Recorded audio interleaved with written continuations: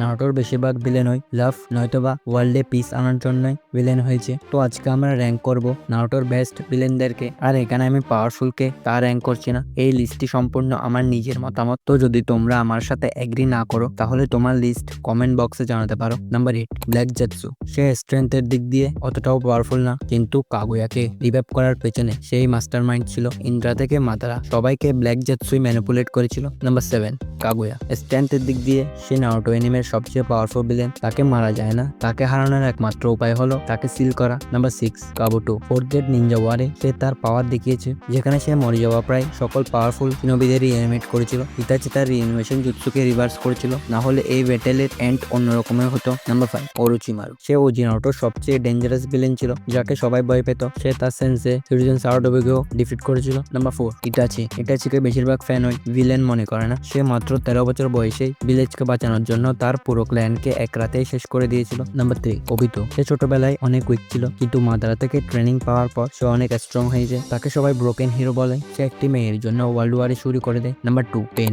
কোনোহা ভিলেজে পেনের সে অ্যাটাক আজকে বলতে পারেনি। তার ডায়লগ অলমাইটি পুশ অনেক ফেমাস। সে ওয়ার্ল্ডে পিস আনার জন্য ভিলেন হয়েছিল। Number 1, Madara Uchiha. যারা নারুটো দেখেছে তারা সবাই বেস্ট ভিলেন র্যাঙ্কিং এ টপে মাদারাকেই রাখবে। আমার মতে নারুটোর সবচেয়ে বেস্ট ভিলেন মাদারা। তার অ্যাপিয়ারেন্স থেকে ডায়লগ সবই টপ নচ।